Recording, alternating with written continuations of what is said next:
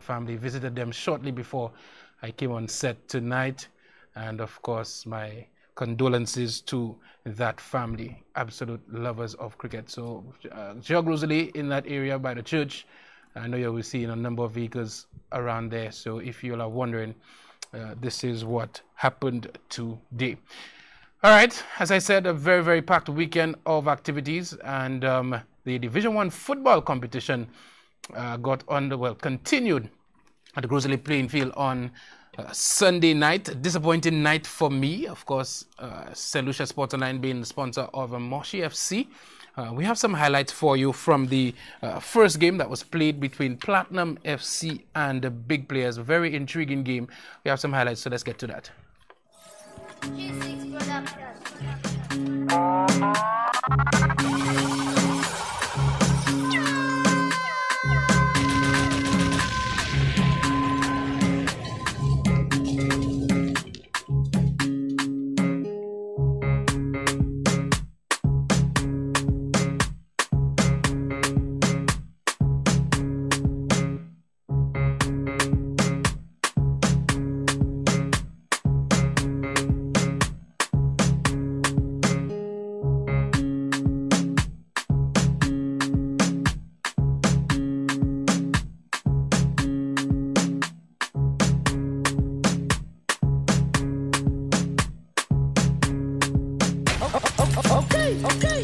No one they know.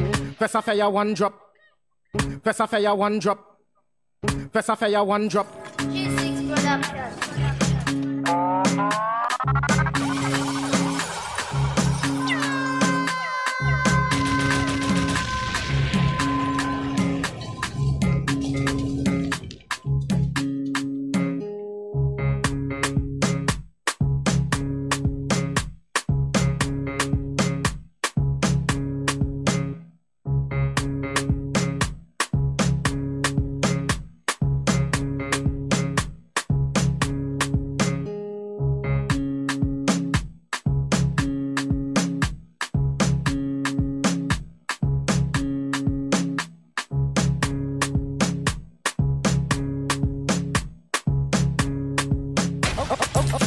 Okay.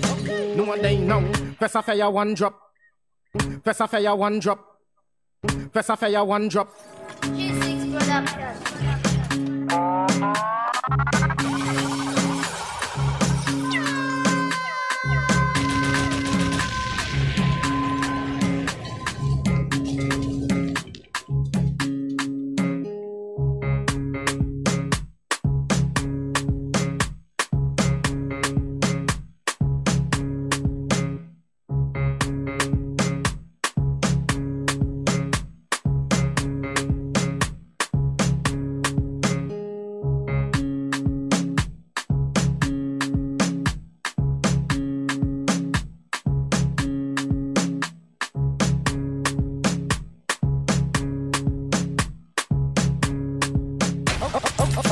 Okay. No one they know. Press a fire one drop. Press a fire one drop. Press a fire one drop. All right, it's just some of the action at the Rosalie playing field between Platinum FC, defending champions Platinum FC, and Platinum FC from Viewfort, and Big Players from Marsha. Of course, that game ended 3-2. We had a bit of an error in our newscast, and indeed this morning I'm looking at the highlights and I'm seeing the information that was given to us as Lincoln Phillip registering a brace, but I'm seeing somebody else celebrating after scoring a header, so apologize for that. But that game did end 3-2. And after that game, we had a conversation with Noah Lucky Nicholas, a young striker from Viewfort, who played the national under-19 at the youth level, and also played some semi-pro football in Barbados. And he was gracious enough to give us an interview after that game. We came out with a game plan and it went out good. We went out to start the game with high pressure and attack them because we need the points to go on top of the table. We cannot afford to lose any points at the moment.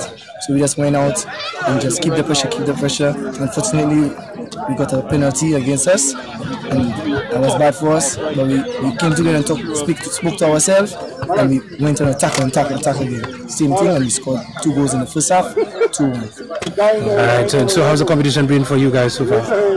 Well, this competition is practice matches for us. Everybody know we have a big competition to go to Warsaw next. So we just practice games first and try and win every game and go ahead with everything we training and put it in these games because we're representing St. Lucia. Yes, that's it, yeah. Just go out and focus and play well. What happened in tonight's game? We had a good battle. We didn't prepare as well as we hoped to, and it showed its face in the game. So I'm hoping that we can be resilient, come back to the training ground and fix, some of the errors that we did on the field, and then we could come back better. How's the tournament been going for you guys? A pretty good tournament. I'm very satisfied in terms of the level of competition. Of course, there's work to be done in terms of how professional we do it, considering it's the first division. But I'm very satisfied overall, considering we have a good quality of players on the island who seem to put a lot of planning and structure in place to come to win games, and it's making it very interesting. Nigel Kong Francis, of course, coach of Big Players. Big Players having sort of a seesaw season so far, of course, from Marsha, one of the absolute football-loving communities in St. Lucia. So Platinum FC, as Lucky spoke to, they are focused on representing St. Lucia on the regional level at CONCACAF after winning that title next year. The second game on the night, absolute heartbreaker for me. I will admit I had nightmares after that game. Moshi FC getting 2 penalties in a game. I tried to do some research on how many teams have actually had 2 penalties in a game, throw in both of the penalties and still winning. That has never happened. So once the second penalty was thrown, the best they could have sorted or looked for was a draw. But again, cool heads did not prevail. But hats off to VSADC. They did what they were supposed to do. They scored 3 times in that encounter and they came out victorious. Let's take a look at some of the highlights. G6 Production.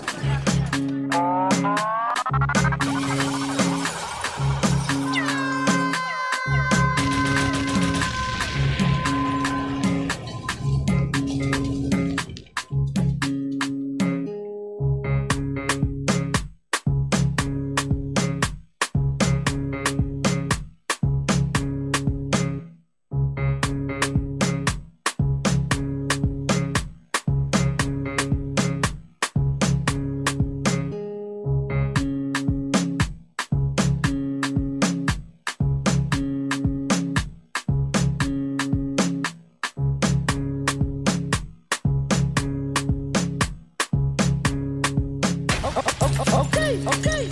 No one they know. Press a fire 1 drop. Press a fire 1 drop. Press a fire 1 drop. G6 Production.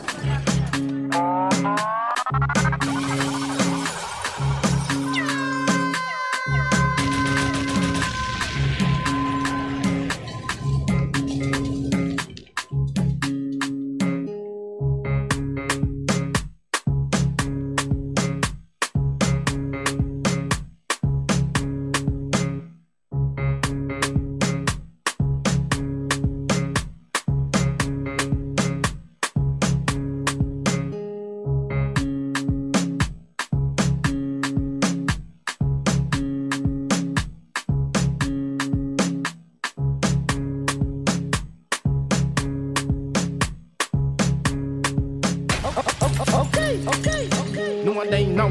Press a fire 1 drop. Press a fire 1 drop. Press a fire 1 drop. G6 Production.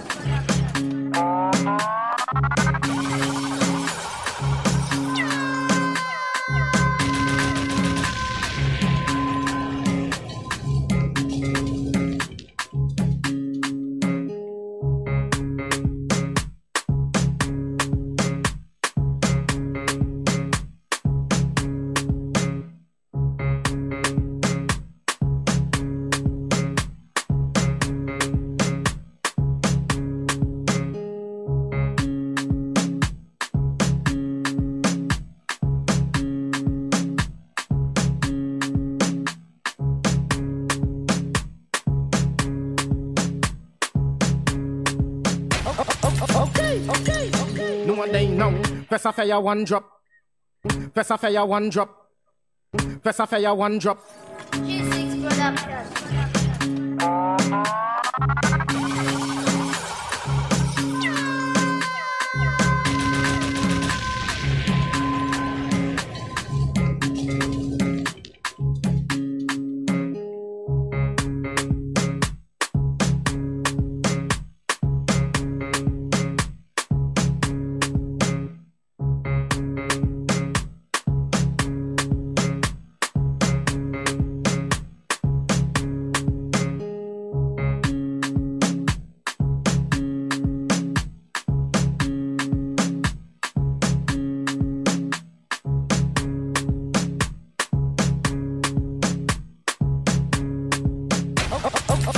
Okay. No one day now.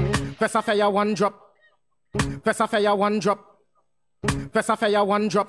G6 Production.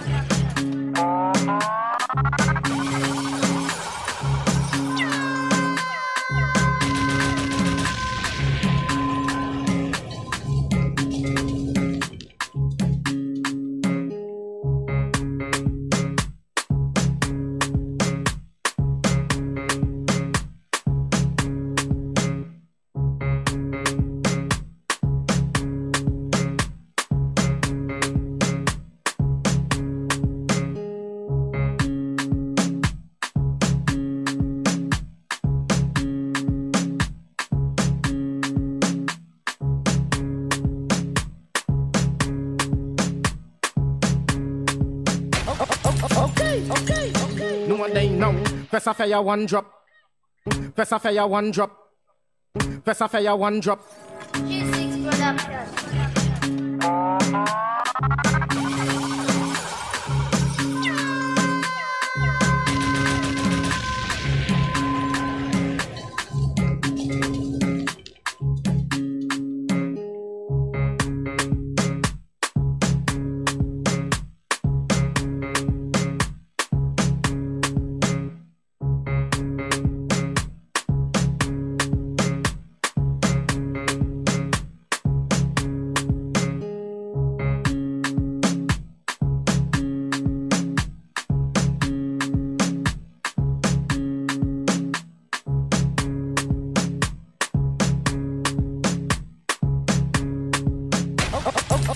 Okay. No one day now.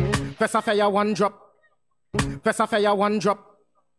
Press a fire one drop. G6 Production.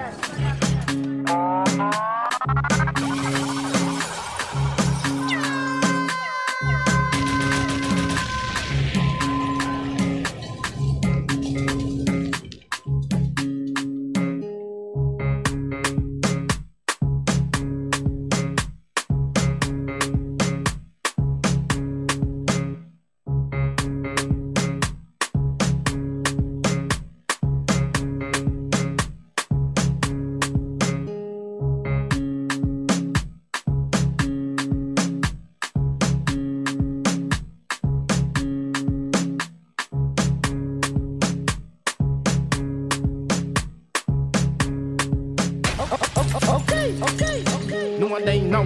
Press a fire one drop. Press a fire one drop. Press a fire one drop.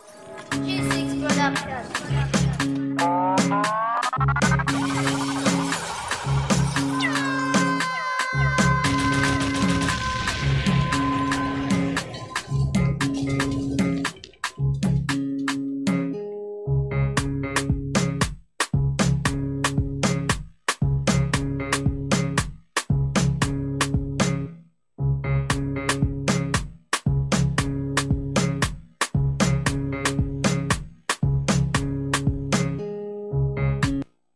All right.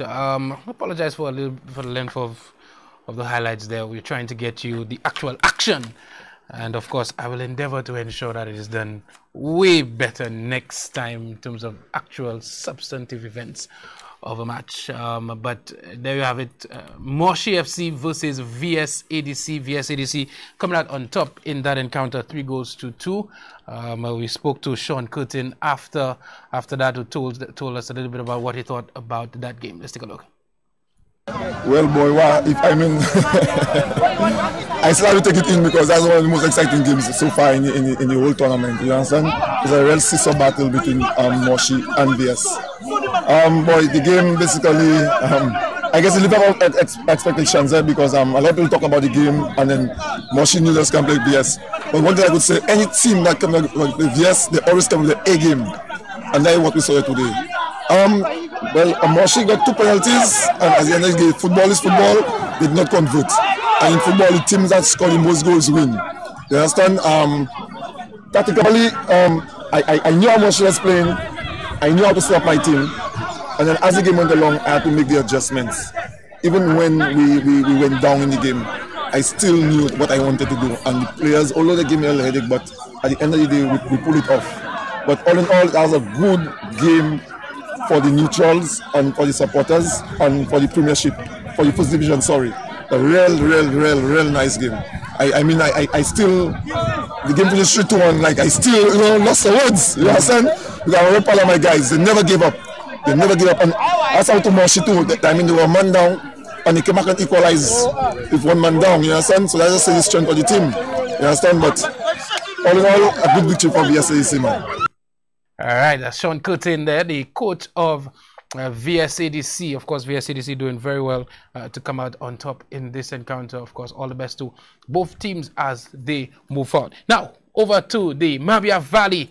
We saw the final, 3rd place and the final of the DJ Dunga Markerson Cup. Highly anticipated final, I must say.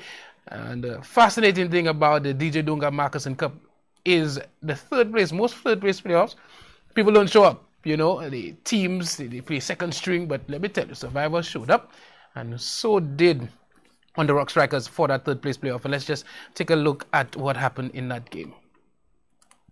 G6 Production.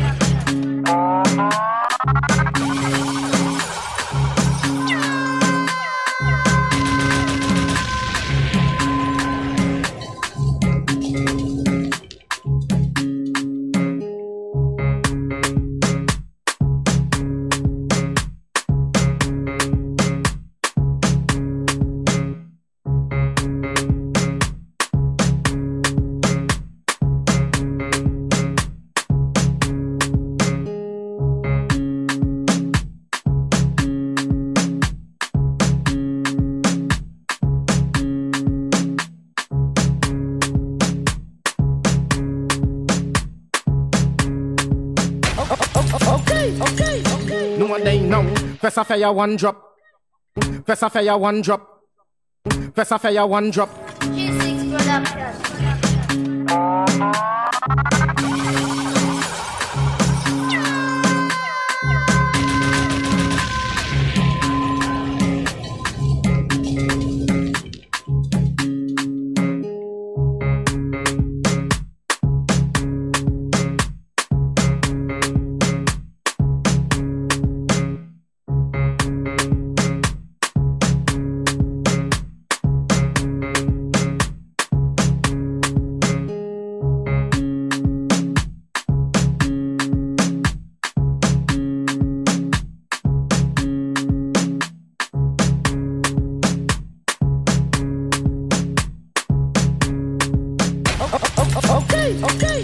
No one they know. Press a fire 1 drop. Press a fire 1 drop. Press a fire 1 drop. G6 Production.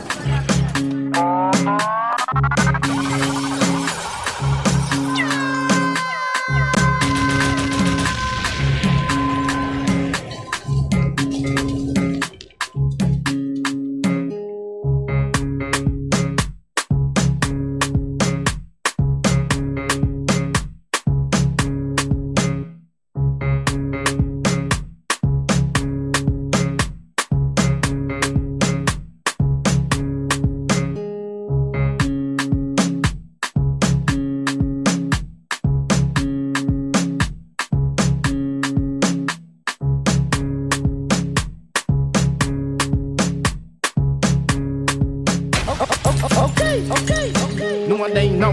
Press a fire 1 drop. Press a fire 1 drop. Press a fire 1 drop. G6 Production.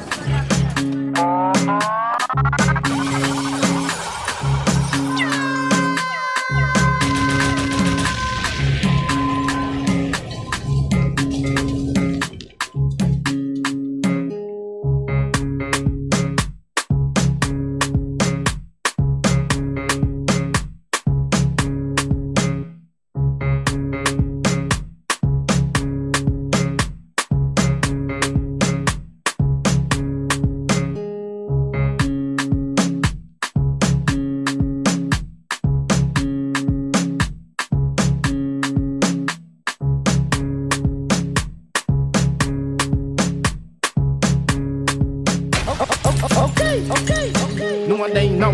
Press a fire one drop. Press a fire one drop. Press a fire one drop. G6 Production.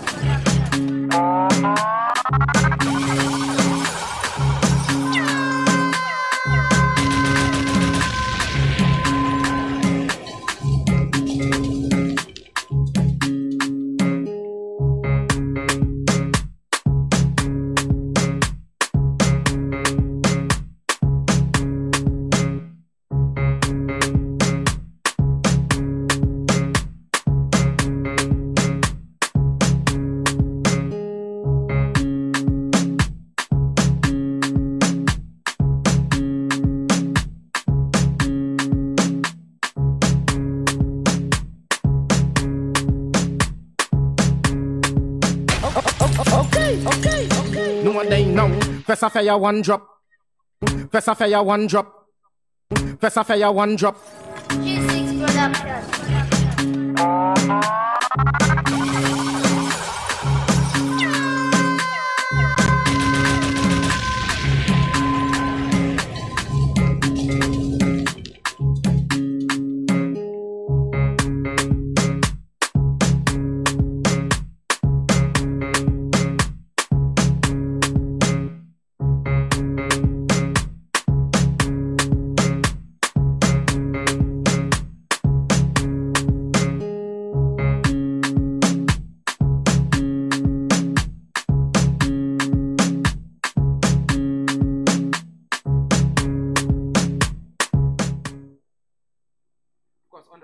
The Rock Strikers would get another goal in that matchup to ensure that they seal the third place finish in the competition. On the Rock Strikers, congratulations to On the Rock Strikers from the Denry village. All right, again, okay, so we're going to go to the final of the DJ Dunga Markerson Cup.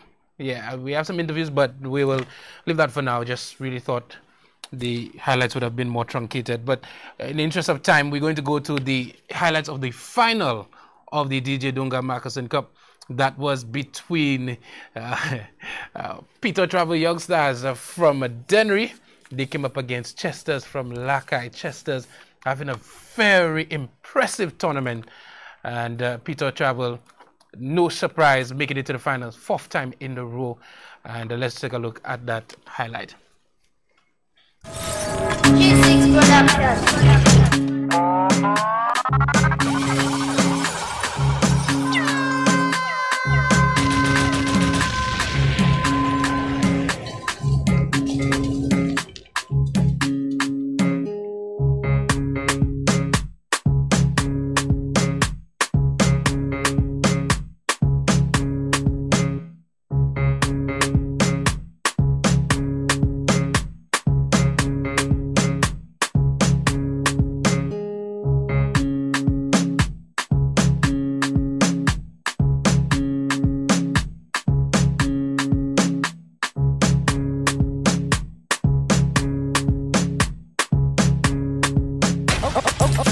Okay. No one day now. Press a fire one drop. Press a fire one drop. Press a fire one drop. G6 Production.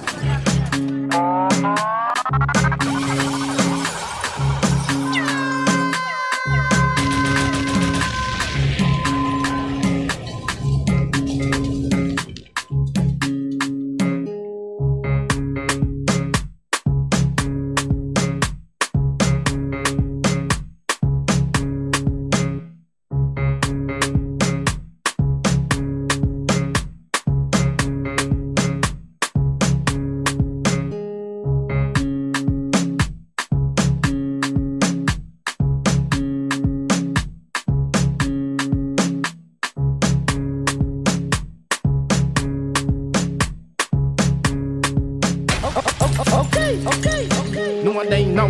Press a fire one drop. Press a fire one drop. Press a fire one drop. G6 Production.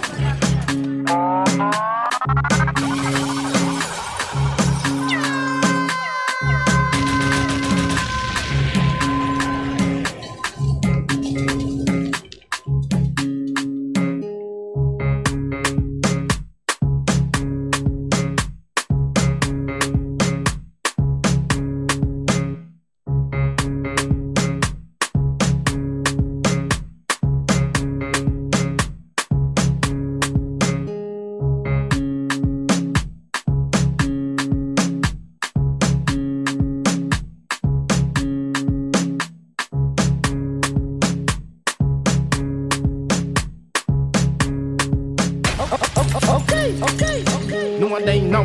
Press a fire one drop. Press a fire one drop. Press a fire one drop. G6 Production.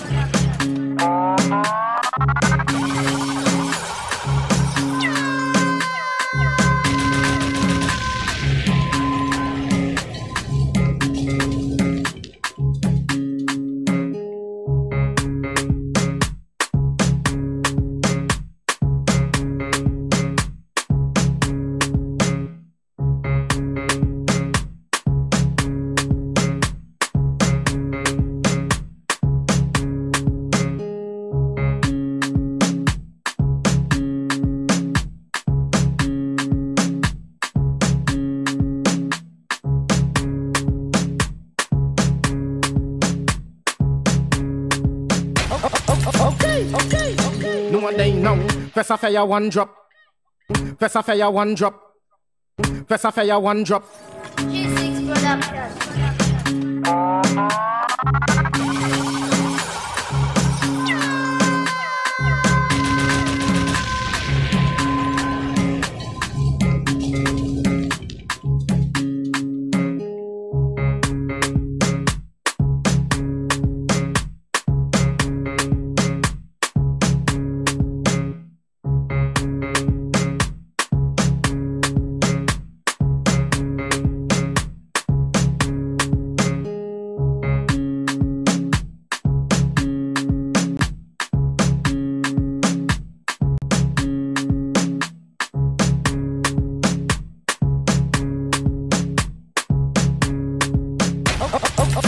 Okay. No one day now. Press a fire one drop. Press a fire one drop. Press a fire one drop. G6 Production.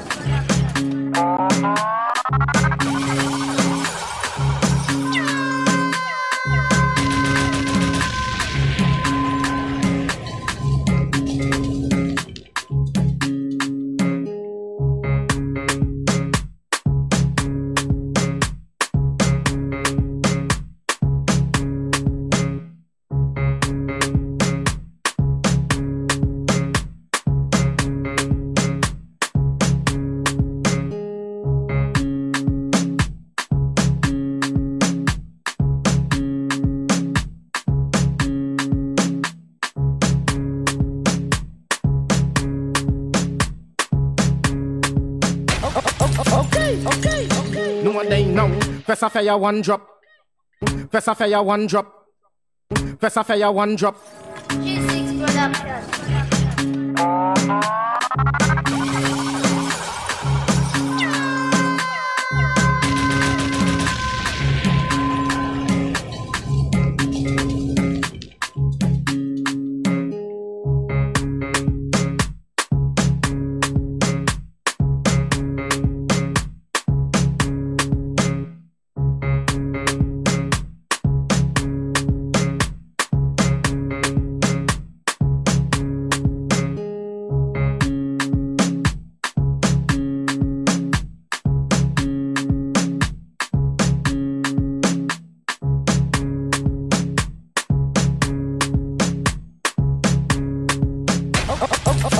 Okay. No one day now.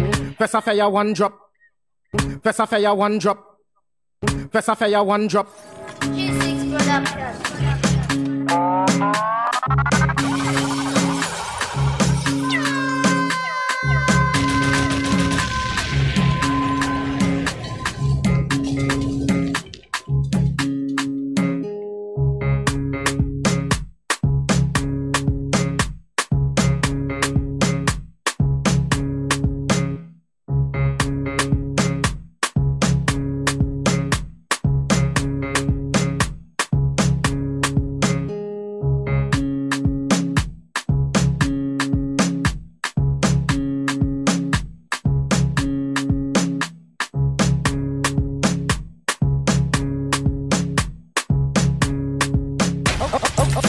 Okay. No one day now. Press a fire one drop. Press a fire one drop. Press a fire one drop. G6 Production.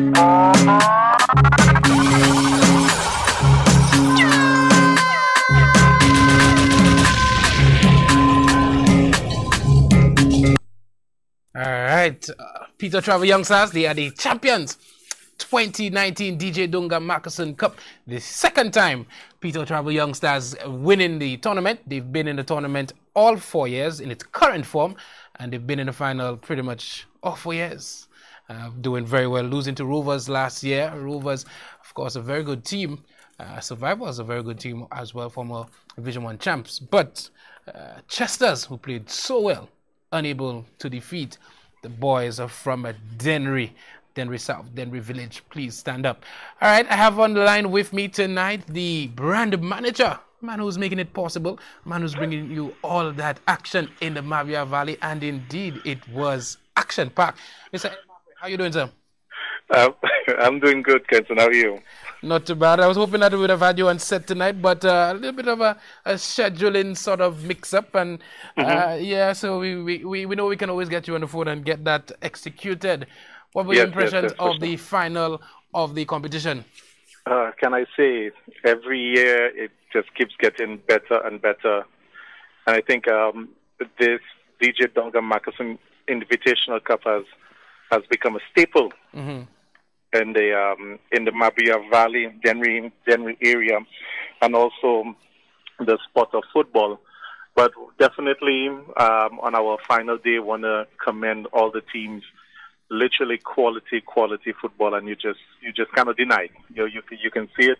The teams were prepared. It was a tournament that they looked forward to, and they came up and they showed their stuff. And I'm gladly appreciative of the teams, the work the teams have put in, the coaching staff, the management staff.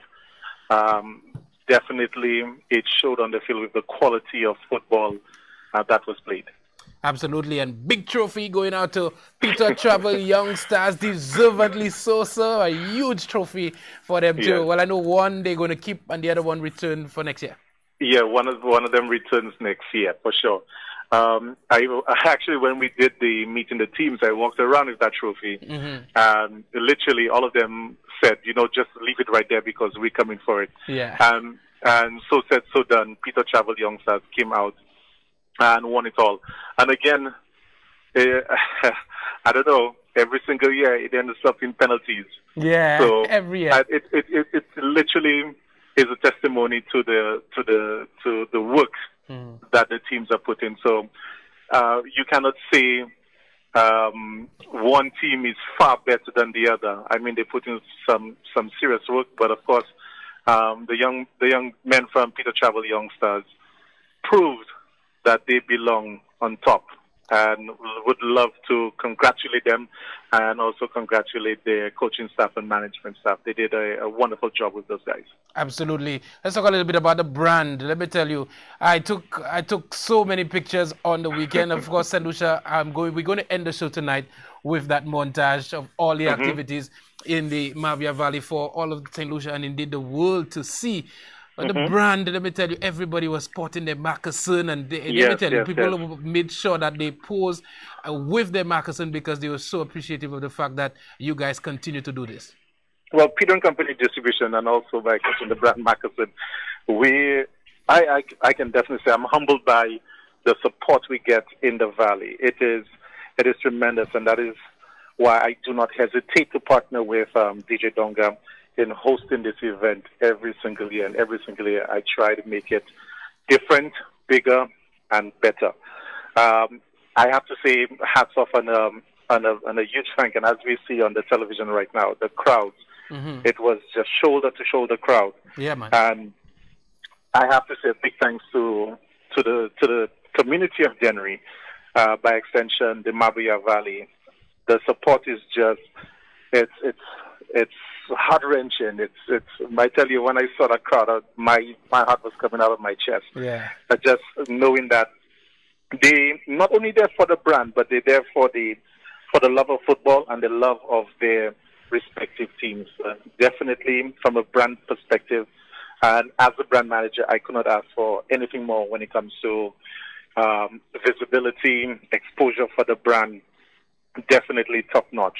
Absolutely. And of course, there's been so much talk. Let me tell you, you guys are doing such a good job in terms of your technical team, James Prosper, Hendricks Constable, the entire crew. I mean, Kendall from the Valley, everybody who's on board. There's so much craving for this thing to spread even bigger next year. And what are you going to do?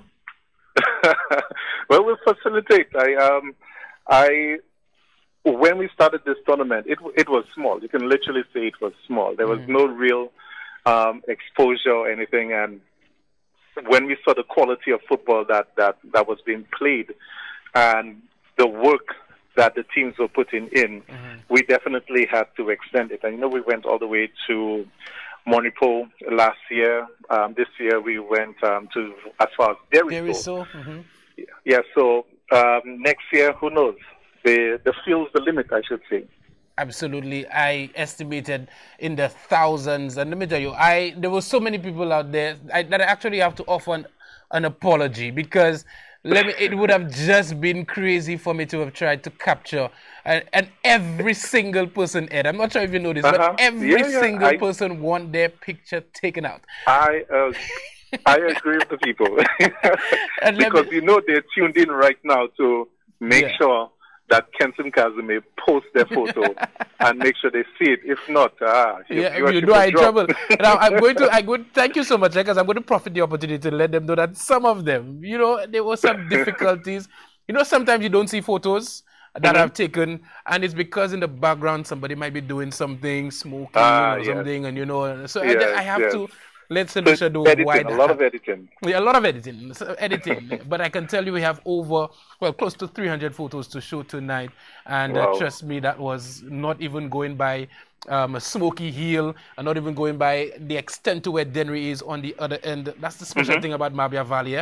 They have the different sections along that playing field that they would try to capture, but it was very, very difficult. So many people. Ed, definitely. Let me tell you, you guys are doing an excellent job. In terms of this year, executing even better, what can we expect next year? Well, we actually haven't had our postmortem yet, so we'll be going to the table to look at it.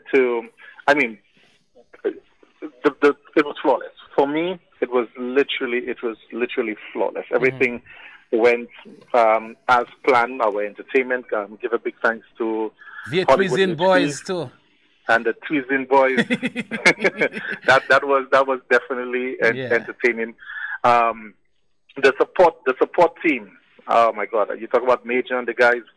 Had done without these set of people, we would not be able to pull it off. I think DJ Donga has a support team that really is supporting him, that's really backing him, because this tournament is not just about the football, it's about the community.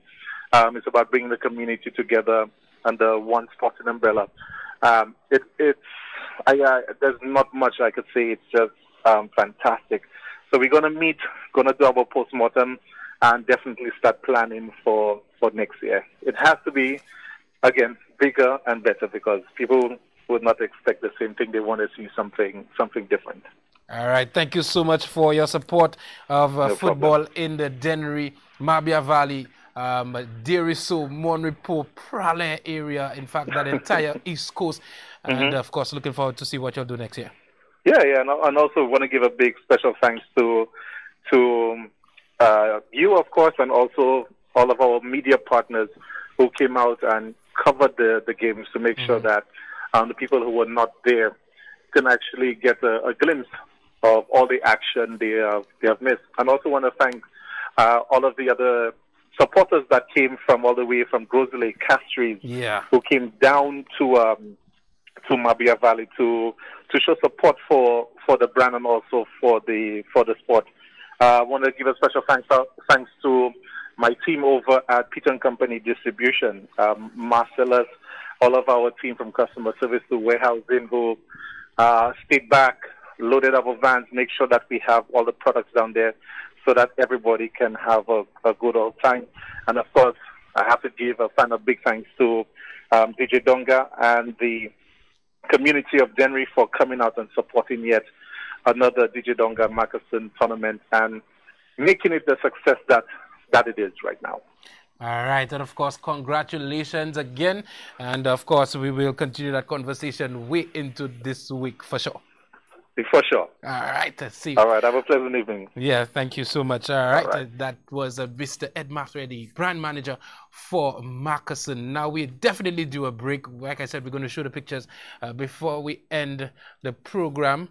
I'm getting some information. Is there somebody else on the line? Oh, I think we'd have to take a break. We'd have to take the break. Let's take the break. And when we open the lines a little bit later on, we will get this individual to comment. All right. Okay, so I'm being told that we have DJ Dunga on the line. Mr. Dunga, how you doing? Hello? Yes, sir. How you doing? I'm good. How you doing, sir? I'm blessed. Yes, sir. Your thoughts, of course, part sponsor of the 2019 DJ Dunga Marcusson Cup. What were your thoughts?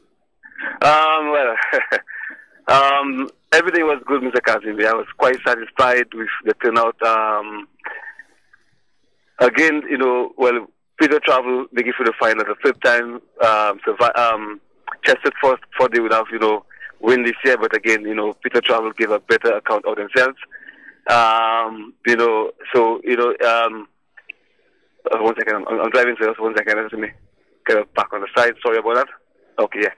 Yeah, so I was saying, everything was good. I was quite satisfied with the turnout. Everything was good for 2019 football tournament. Everybody's asking about expansion. Of course, a replacement for the now defunct Super League competition. What can we expect next year?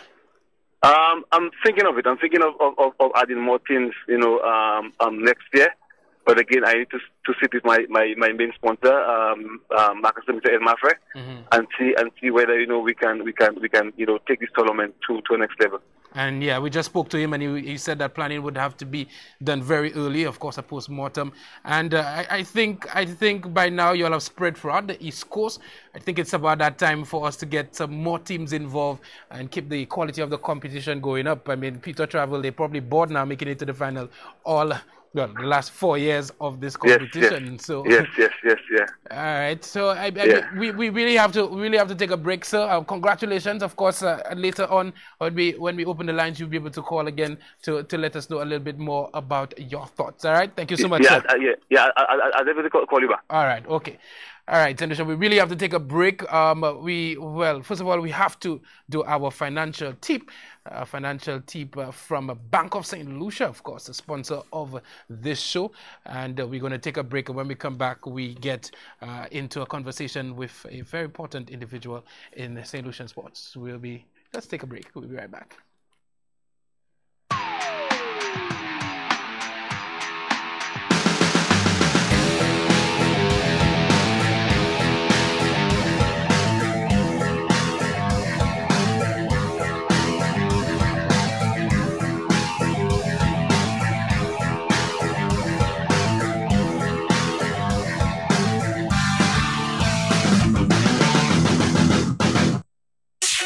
Welcome to Financially Speaking by Bank of St. Lucia, your guide to everything financial.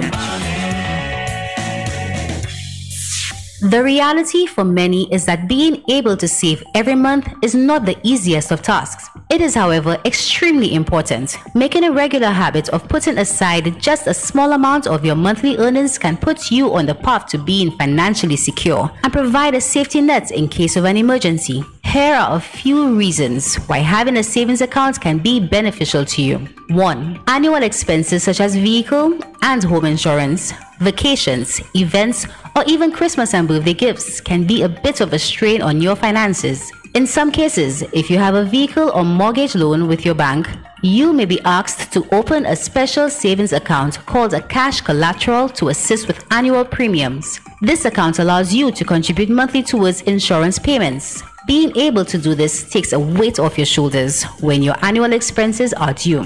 The same can be applied for vacation and other annual expenses that may arise. The best way to manage these types of expenses is to save for them bit by bit in advance. 2. Interested in owning your home? It is important to set savings aside for this purpose. Financial institutions on average require a down payment which 90% of you will be expected to provide. There are options for savings towards your mortgage, such as a home savings plan, where monthly contributions as low as $100. By starting these type of saving plans early, you can be at ease once you are ready to purchase your home. Inquire with your institution today. 3. Emergencies are often unexpected and at times can be quite costly. You may have to travel on short notice, deal with a serious medical issue, or assist a family member or friend in need. Allocating enough money to attend to unforeseen expenses can prepare you instead of causing additional stress. Consider a savings account for emergency funds. Start a saving now. You will thank yourself later. Thank you for listening to Financially Speaking, brought to you by Bank of St. Lucia. All the bank you need.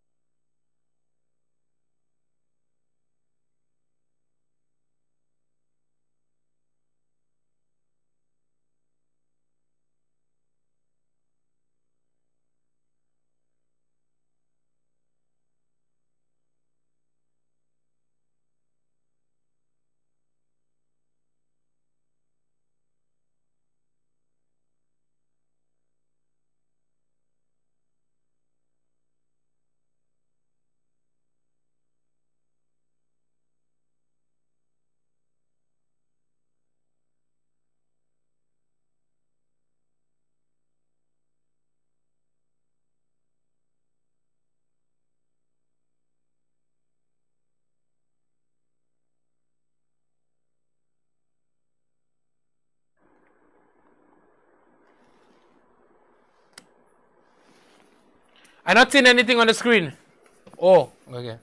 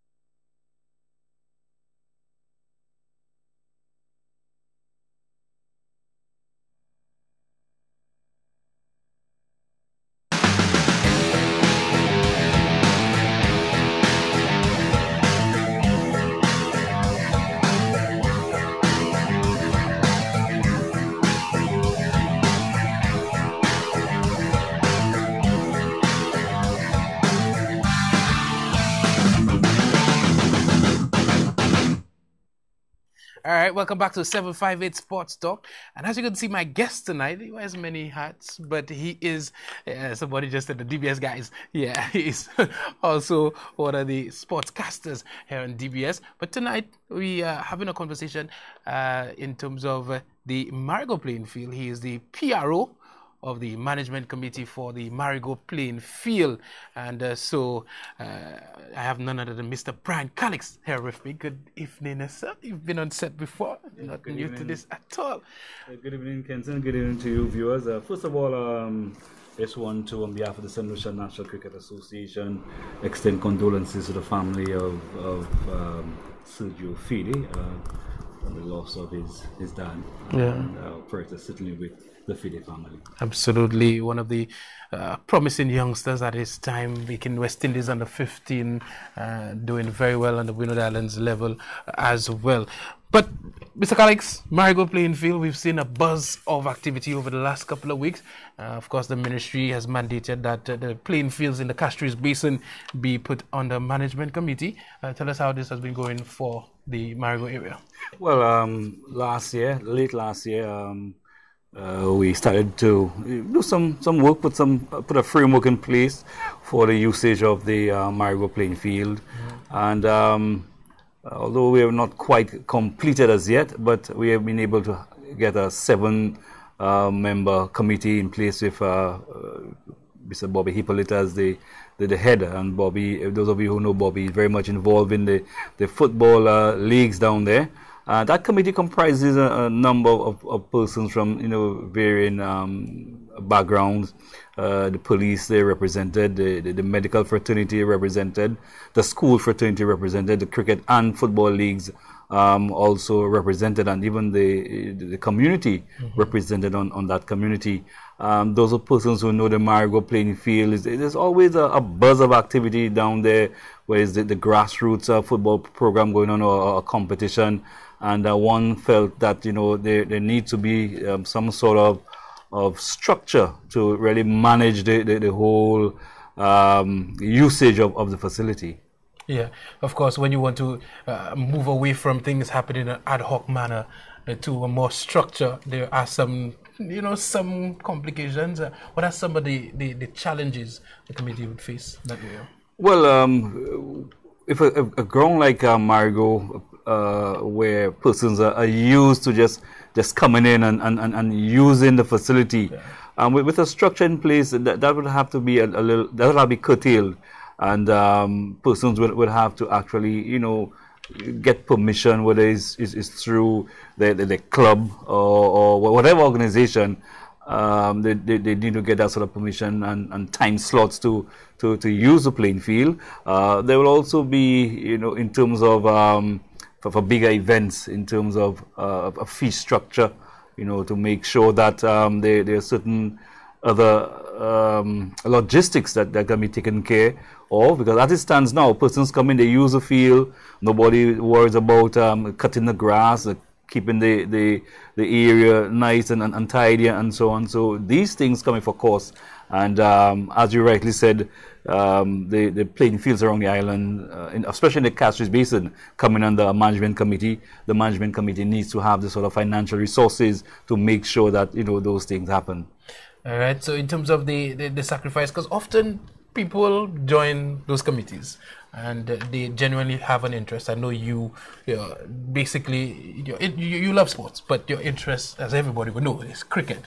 How do you balance as a committee all the interests of persons in the community to make sure things work smoothly? Well, as you say, it needs to be balanced. I mean, yes, you would be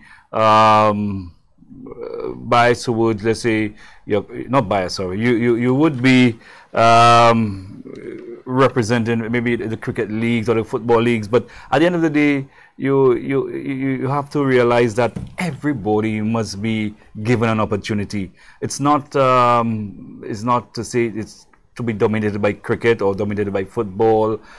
Everybody needs to be given an opportunity. The young persons, the not so young, everybody who wants to play sport at the facility needs to be given that sort of opportunity, and not just one sport dominating the facility. So I think we are reasonably logical thinking adults. So we can sit around the table. We're confident that we can sit around the table and discuss matters, and at the end of the day come up with the right decisions. All right, so we see the SAB playing facility, for instance. I always have to draw reference to them because they're one of those who have put their structure in place over the last couple of years.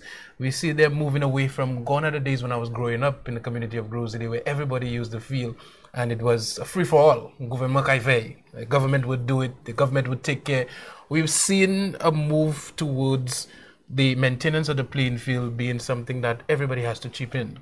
And even in terms of the clubs in the Castries Basin, even for training sessions, they have to come together and put a few dollars together to actually ensure that something is in the kitty to maintain the field, because we've moved away from the government taking that sort of responsibility. Can we see that happening in the Marigot area as well? Well, that is the whole idea, the whole objective. And it's not just going to happen just so, and that is one of the reasons why I am on the show tonight. I mean, we're going to be having some sort of a meeting of heads of the committee to finalize the framework. And following that meeting of heads, then we go out into the community. We invite the various stakeholders, the users, and members of the community as well to a sit down where we're going to explain the rationale behind all what is going on. Because yes, we want to play on a Marigot playing field. We want it to be the best surface. But at the end of the day, I mean, there are lots of things that need to happen. I mean, the grass needs to be cut. There is a change in room. I mean, the facilities need to be cleaned and kept up to a certain standard. That cannot be done on free of charge. I mean, nobody is going to volunteer to just do it as it is. So we need to make sure that some sort of fee can be instituted. Not anything that's going to be too exorbitant, but sufficient that it can take care of those minor matters. For instance, the garbage bags, you want to clean up, right, you want to do certain things. And there are lots of other things that in terms of the communities, because I'm responsible for that area in terms of development, youth and sports development. And some of the intricacies in dealing with a venue. You have the toilets, you have the surface, as you mentioned. You have the utilities, yes. And it's quite a challenge to ensure that, you know, that there's some sustainable means of getting those things up and running. Yes, and I mean, based on the number of users, stakeholders, if we want to call it, that we're saying that if everybody, as you use the word chip in, if everybody chips in, you have an activity, for example, let's say the South Castries Cricket Association may have a cricket tournament coming up, they would need to chip in as to the usage of the ground. Now, in doing that, I mean, you'll be able to make sure that the grass is cut, the pitch is prepared, the water used during the matches, you know, that is paid for as well. We cannot just leave it just to one entity, you know, to absorb that huge amount. You know, if everybody chips in, whether the clubs, the persons living in the area, I mean, everybody chips in, and you know, it will be smooth sailing. So the South Castries Cricket Association, of course, represented by you on the executive, the management committee. How have things been streaming along with South Castries cricket? I don't mean to. It's kind of impossible for me to not get into cricket with you. I know you don't want me to, but it's just important. I feel like I have a responsibility to all of St. Lucia to ensure that, you know, I ask the relevant questions. How have they been doing in that community, and how much more usage do they want from that facility? Okay, well, South Castries Cricket Association, I mean, they've been without a venue for a couple of years now. In fact, we virtually share the Minnifield Park venue. And you find when you have matches, teams have to be, you know, coming into the city to play the games. Whereas if we have the Marigot playing field, for example, it's closer to home for a lot of the teams. Right, so we are hoping that as soon as we can get a chance to, you know, just sort out the pitch area, then both the footballers and the cricketers can use the ground, amicably. Okay, equally, for sure. 488099 is the number to message right now. We open the phone lines very, very shortly. But I must ask Mr. Calix a couple of cricketing questions. And I mean, it would be remiss of me to have you on my show and not ask you in terms of this weekend. This weekend we're seeing the presidency, West Indies Cricket Board, a very, very important election. So many people following this election very, very closely. For the first time, we've seen a real challenge to Dave Cameron Zureen, Shallow, and of course, his name escapes me right now. Skerritt and Shallow. Yeah. I don't know how that would escape me. So, what have been your impressions on those developments? Well, as you said, this is the first real challenge. I mean, there have been challenges before. Real one that can actually happen. Well, I think most of the other challenges, but this one is actually building up. Well, it has definitely gathered some steam over the last 2 or 3 weeks. A lot of persons expressing their concerns and so on. I mean, both parties have put their points out there, more so the Skerritt faction, because they're the ones figuring that they need to really shake the board virtually, to speak, to get in there. I mean, it's certainly healthy that that you have two groups out there with ideas, because no one person, no one group has all the ideas. From our standpoint, it's going to be it's really a collective decision. Yeah, it's not what Brian Calix thinks or what Julian Charles thinks. It's really supposed to be a collective decision from the Cricket Association, Central National Cricket Association, taking that to the Windward Islands Cricket Board, and take it from there. But we're hearing that the Windward Islands Cricket Board have already decided who they're going to support. They have given their reasons.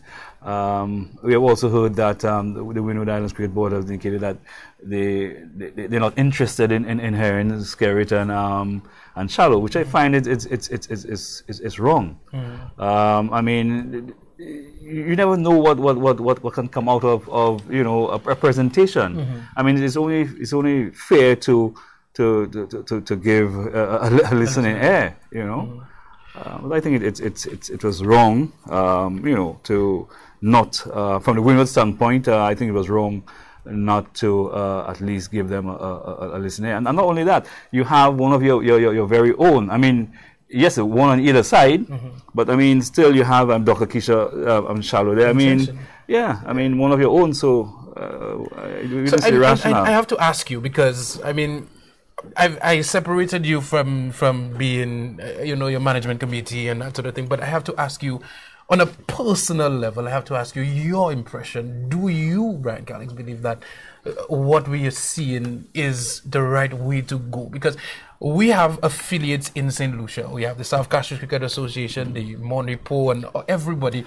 And for me, the collective decision has to start from there. And I am on the ground, and I'm going to say to St. Lucia, without no fear of contradiction, the majority of cricket following individuals do not seem to want to gravitate to another Cameron term. This is just the overwhelming sort of impression I'm getting. So, are you, in terms of South Castries, I'm going back to my initial conversation strategically, are you, in terms of South Castries as an affiliate, would that be the best direction you see that we should go? Well, let me put it this way first, right? We don't think, I mean, you depend a lot on what you hear out there, but we're supposed to have persons feeding us information, right? And if we need to go based on the information being fed, I can say that we have not been fed enough information. Yeah. Yes. You probably have a board meeting and a couple of things will be said, but I mean, you depend a lot on what you hear on the outside. Now you know that persons will dwell a lot on the negatives, right? Cricket dwell on the negatives. As it stands, up to today, it has indicated that the incumbent has had a lot of brushes with the players and officials and even some of the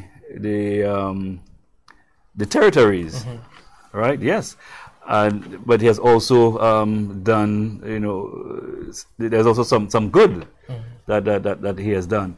And another thing, I think sometimes we think a lot with our heart. Now, in the absence of information, you need to go on what is being fed, right? Based on information that we've been fed by our directors, obviously the decision would be to go towards Cameron. Yeah. But this is the problem I have, because from what I know, the structure of how this is supposed to filter, you're supposed to have the regular sort of, let's just put it as that, if you look at the pyramid, you're supposed to have the associations, as I mentioned. They're supposed to be part of the decision-making process. Very well. They're supposed to be part, and they're supposed to give the executive branch, the leadership of the St. Lucia National Cricket Association, their impression of what they think. And I think this is what is supposed to be built up to. And then at that level, the Windward Islands Cricket Board, they make a decision and then they elect a person. Are we satisfied that this is happening in St. Lucia now? Well, to be fair and to be honest, leading up to this election, this did not happen. This did not happen. We have not had that sort of discussion to arrive at a board decision, neither as an executive decision. The decision was taken at the Windward's board level. I mean, and I'm not quite sure that as you rightly said, that it was the way to go. The correct thing, as you rightly said, you discuss it at the board level, and you go with a board decision. But what we're being told is at the Windward Islands Board of Control meeting, this is what was going to happen. So it happened. In other words, from what I'm getting from you, it happened the opposite way. Right. It happened the opposite way. How can we move forward in administration and developing cricket from the grassroots up if at the end of the day everything seems to be coming down? That's just a question that I often ask myself. Well, let me also say this, right? I mean, in any organization, you have your set rules and regulations, right? And I mean, as the questions begin to unfold, one would say, okay, we're going to get a bashing of Julian Charles or so. It is not my role to come here to bash Julian Charles as president, because there's a forum for that. We have executive meetings, we have board of management meetings. So that is where the agreements and disagreements will have to come. It's up to the affiliates to take it up on their own and do what they think is right when the time comes. Absolutely. Yeah. I have one more question before we get into a break, and then when we come back, we're going to open the lines at 488-0929. You can send your WhatsApp messages. I'll read it when we get back. But we're going to open the lines as well. But Mr. Alex, I really didn't want to take the conversation in that angle. But like I said, and I've said this to people, especially when I put an article out on St. Lucia Sports Online, as someone who is following sports at the grassroots level, anybody who knows me know I put St. Lucia sports first. That is the angle I go through, and then when we have time, we play some international sports. So it really does concern me that we are at a point right now where this seems to be a problem. I believe it's a problem. It just really doesn't go down well with me, because the conversations are being held at all fields, but it just doesn't seem that at the end of the day you have any say, even if you disagree. One of the conversations we've had is that in terms of the support that we're getting from, let's just say, the WICB in terms of St. Lucia, I'll just give you an instant, because most persons have the conversation based on that level. Darren Zami sacked as captain of the West Indies team. Persons ask, where is St. Lucia on that in terms of speaking on his behalf if we represent in St. Lucia? Johnson Charles, for me, is even a greater concern, considering Johnson Charles moved from being on the West Indies team as an opener, then not even called to the Windward Islands team, just totally taken out of consideration when he was on the fringes of playing. So are we getting, as a St. Lucian cricketers, as a St. Lucia, are we getting a slice of the pie in the way that we are supposed to be getting it? Do you believe that? Well, no. I think a stronger case can be made for some of our players. I know people will put it down to, if you do that, it's insularity. But I look at it differently. If a case needs to be made for somebody, whether it's a St. Lucian, Grenadian, Dominican, whatever, wrong is wrong. Wrong cannot be right. And we had a situation, for example, with Johnson Charles, where coming off one of the tours, he was dropped off the West Indies team. And there was no limited over or T20 matches before the next big 50 over or T20 tour, except the regional tournament. Now, one would think that Johnson Charles would be put into the Windward's team to try to get him back onto the West Indies team. On the fringes. But what happened? He was dropped. I mean, I don't see, if you were asking, why is this happening? I don't think that we looked as being insularity. I mean, there's a case for the gentleman, right?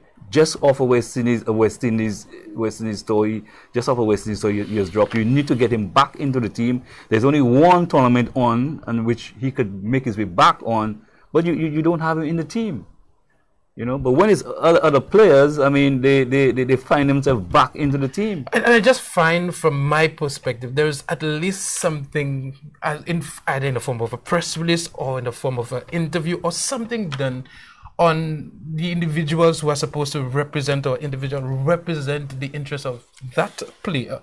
And I just find, on some levels, sometimes you wonder, you just do not hear anything. All right, Sandusha, we'll take our final break. As soon as we come back, we're going to open the phone lines for you guys to ask any questions. Of course, send congratulatory remarks to the teams who featured last weekend. And of course, any questions you have for our guests. We'll be right back.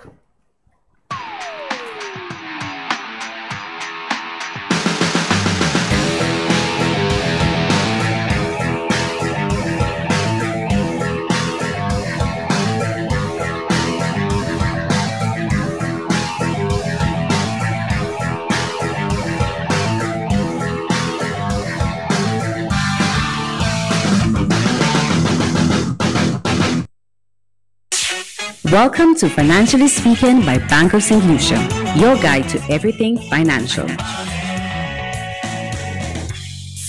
The reality for many is that being able to save every month is not the easiest of tasks. It is, however, extremely important. Making a regular habit of putting aside just a small amount of your monthly earnings can put you on the path to being financially secure and provide a safety net in case of an emergency. Here are a few reasons why having a savings account can be beneficial to you. 1. Annual expenses such as vehicle and home insurance, vacations, events, or even Christmas and birthday gifts can be a bit of a strain on your finances. In some cases, if you have a vehicle or mortgage loan with your bank, you may be asked to open a special savings account called a cash collateral to assist with annual premiums. This account allows you to contribute monthly towards insurance payments. Being able to do this takes a weight off your shoulders when your annual expenses are due.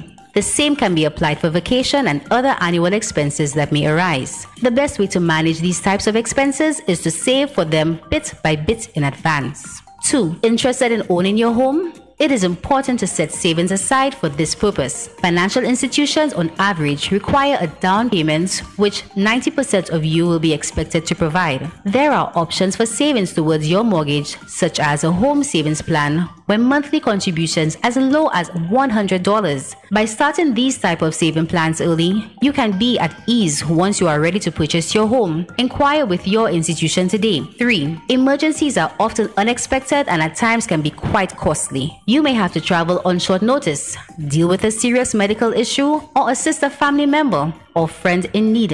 Allocating enough money to attend to unforeseen expenses can prepare you instead of causing additional stress. Consider a savings account for emergency funds. Start a saving now. You will thank yourself later. Thank you for listening to Financially Speaking, brought to you by Bank of St. Lucia. All the bank you need.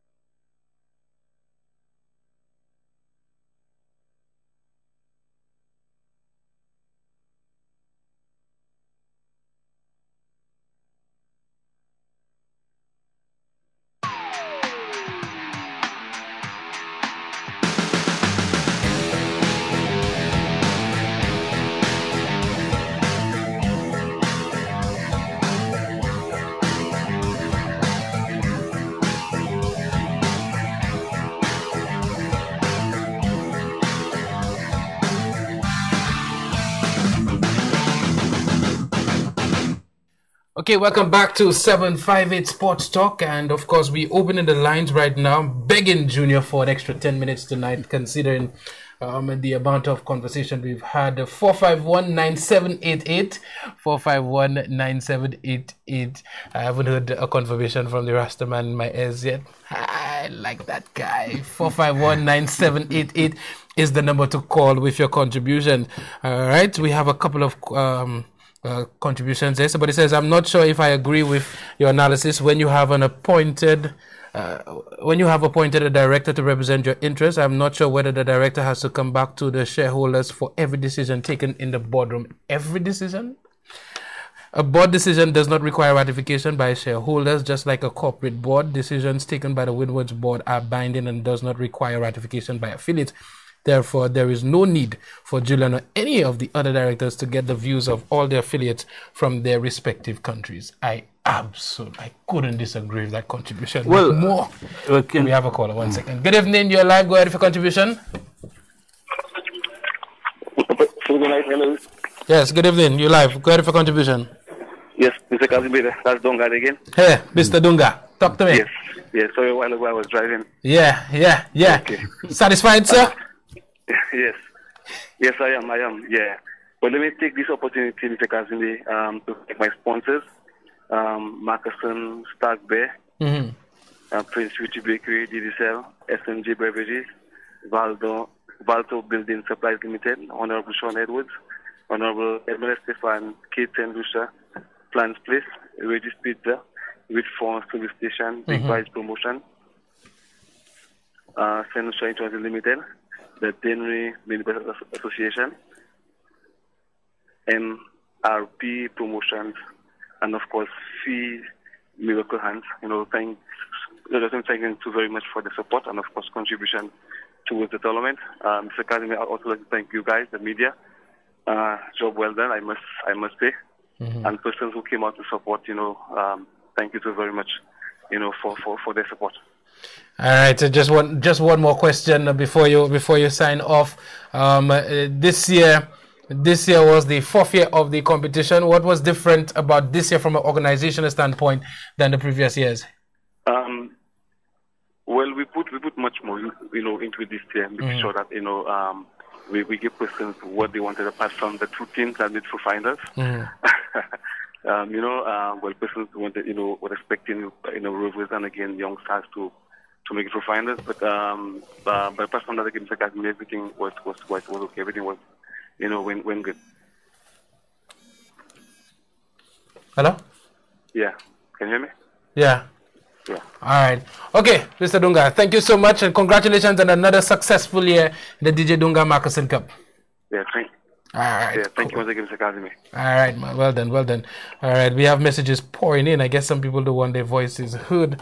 Somebody says the contribution a while ago proves why dictatorships occur in our regional game. I guess referring to, I guess I can give you an opportunity to respond.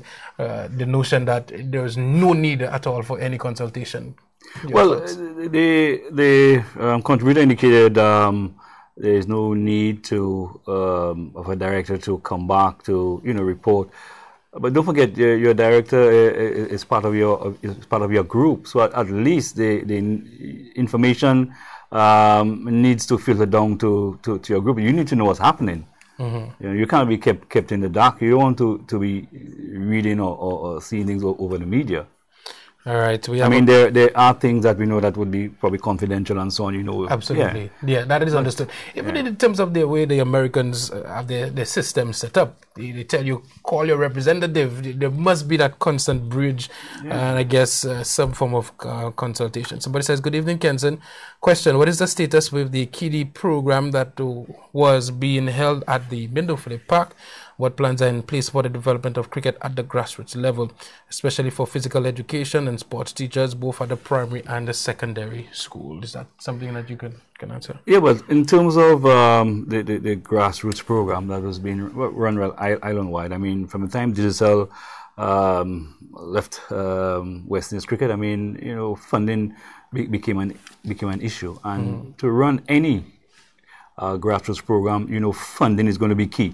So unless you're going to have somebody who's going to be, kind of volunteering and, being creative, it's always going to be a challenge. All right. Good evening. You're live. Go ahead with your contribution. Hi, good evening. Yes, good evening.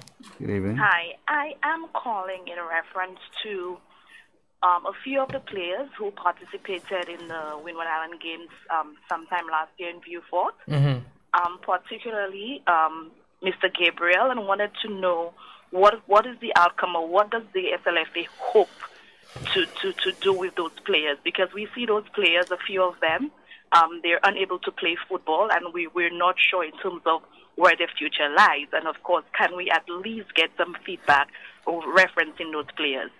Yeah, I actually share your perspective. It actually hit home because these are young individuals that, for sure, they've made a mistake. There's no question about it. They've pretty much they were supposed to represent St. Lucia way better than they did. In my opinion, justice delayed is justice denied. And I think by now, at least at the end of the day, these individuals should be at least given a decision as to what their fate are. If at the end of the day, you're going to put some sort of prohibition on them, some sanction, at least let them know. If at the end of the day there isn't one, at least make the decision and finally at least let them know. Because I am going through that very same situation, of course, with Moshi FC. And we've been trying to reach out to the FA for a decision to be made. From my understanding, there is an individual that is supposed to be part of the disciplinary committee who is absent. But I absolutely share your view that this decision has to be made, and somebody else needs to step in and move the process forward. Okay, well, if a representative from the St. Lucia Football Association is listening to your program, I hope that they do take this in and, of course, do deliberate on this as quick as possible, because again, like I said, those young men are just right now in the community. They're unable to play football, and it's really creating a damper on their future. And of course, we need that speedily resolved as soon as possible. I'll stop at the SLFA tomorrow to find out what the latest is on that situation. Thank you so much for your contribution. You are welcome. All right. 4519788 is the number to call. 4519788 is the number to call. Mr. Alex, you were saying something? Did you? Yeah, I think we were just mentioning about the grassroots program. All right. Good evening. You're live. Go ahead for contribution. Hello. One. Yes. Good night. Yeah, man. Just very quickly, again, just alluding to the comments last week, especially on the banter and the selection for our national team. A bit more consideration indeed. Mr. Khalek, good evening, sir. Good evening. He's not taking a bashing at anybody, but no, it's reality. This needs to be taken into consideration very seriously. It's ironic, about a month before Mr. Eugene making those comments, I did see one of our present national representatives, and just seeing the physique, etc., I did say to him, hey, what's going on? That's not like you. He said to me, well, boy, if I tell you, I'm just trying. I said, no, he's not trying.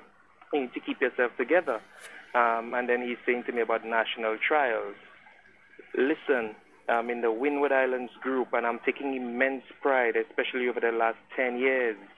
St. Lucia has contributed significantly, not only on an administrative level, but on the field to that. So a bit more consideration needs to be taken seriously, and investing in the entire output of what then can become a senior West Indies team. I don't want to take up too much more time. Yeah, baby, well done. We'll see what the fourth place says in the Premier League. Third place, fourth place. But have a good evening, Mr. Alex. Again, not bashing anybody, but just as a former cricketer myself, just sharing some of my sentiments. Absolutely. Have a good night, everybody. Thank you so much for your contribution. And of course, another one of the concerns raised in terms of national selection of teams and competitions and calendar of activities and that sort of thing. You want to say something on that? Well, yes. With regards to the comments we made about the national team, going into training, I mean, ahead of national tournament. I know that at the symposium it was agreed that this year the competition will move from 2 day to 1 day because of the dwindling numbers in terms of the districts participating and so on. And all was in place to have a start, but then we were told that the Windward Islands senior tournament would be held a lot earlier. So then we had to decide, do we go ahead and have a tournament, or do we go into preparing a team for the Windward Islands tournament? And the selectors were instructed to put together a training squad. So couldn't that happen concurrently? You have a competition, and at the end of the day, most of the trial matches are on the weekend. You play some midweek fixtures to try to say, is the question of probably venues? And well, I was just about to say that. I mean, the ideal thing would have been to have them running concurrently, but the reality was that you don't have as many venues readily available now as you would probably normally would have had. Yeah. All right. Somebody says, hello, good night. I'm complaining about I have a similar concern about the 5 boys banned from last year in August and cannot play any football under the FA. I really do not like this. I would like to have a change. Good night. All right. Somebody echoing what the caller says a while ago. Somebody says, he was dropped. So what did they, Calix and company, do? I tell you, that would have never happened in Barbados, but it's here. We accept every and anything. If them fellas were interested in St. Lucian cricket and seeing that their players, including Johnson, were playing for West Indies, they would have made noise. Look how Sammy was treated after winning 2 World Cups, and they all went quiet. I'm beginning to wonder if them fellas getting money under the table by Cameron. All right, somebody says, congrats to Dibara in their match against Gara on Sunday. Okay.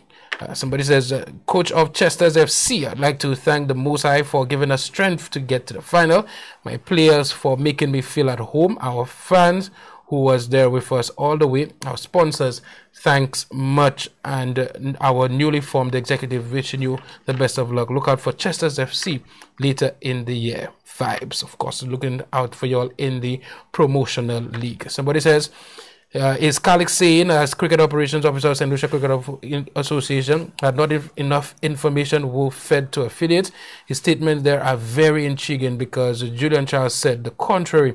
Very interesting revelations emanating from Brian Calix. What Calix saying there contradicts Charlo's explanations. All right. And somebody says, the contributor said, I was speaking purely from a governance perspective. That was a contributor who spoke to a board decision does not require ratification by a shareholder. I think in terms of where you have voting power, I think at the end of the day, you need to be transparent. You need to give a listening ear. At least you have to give some form of a listening ear to affiliates and to make this. To me, that's the only way I can see this functioning. If not, what is the point of having those affiliates vote for a president to represent their interests? If the president is supposed to represent their interests, how comes their interests are not being sought after before they go to a Windward Islands level? That's just the way I see it. I see it a bit differently. All right, Calix, we really run out of time. Final words from you. Marigo playing field. I know at the end of the day you tell me concern Marigo playing field, but it would be remiss of me, and I'm pretty sure tomorrow I would not be able to walk in town if I didn't ask those questions. People will say, oh, what's actually your function? If you're just going to talk about that.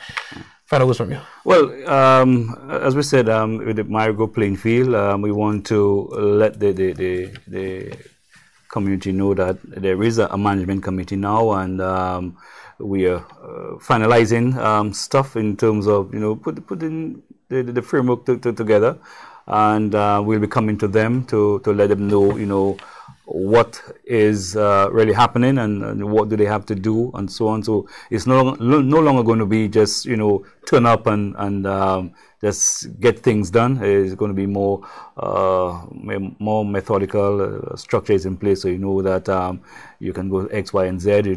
Put in your application for use of the field, and you can confidently go on the days where you have permission to use the field without going through any strife.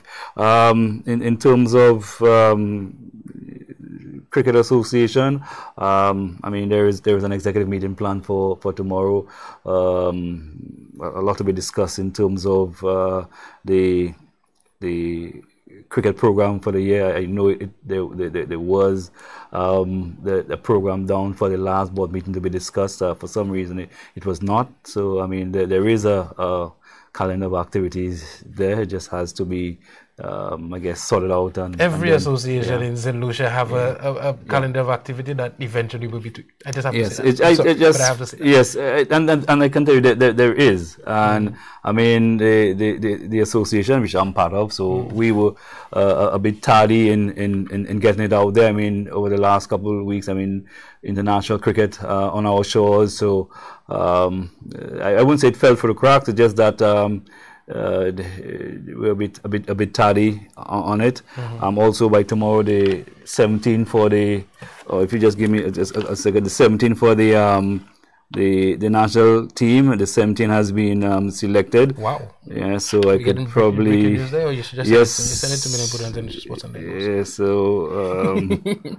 I can just quickly just let you know. The players selected to continue training from tomorrow. The 17 selected is Kimani Melius, Jamal James, Larry Edward, Tari Gabriel, Audie Alexander, Donan Edward, Johnson Charles, Stephen Natram, Dylan John, Kevin Augustine, Kester Shalmine, Junior Henry, Shadrach Descat, Gavin Serrier, Akim Ogit, Simeon Gerson, and Keegan Arnold. So I'm very happy with some of the names that are there. Shout out Akim, man. Shout out Simi. Oh.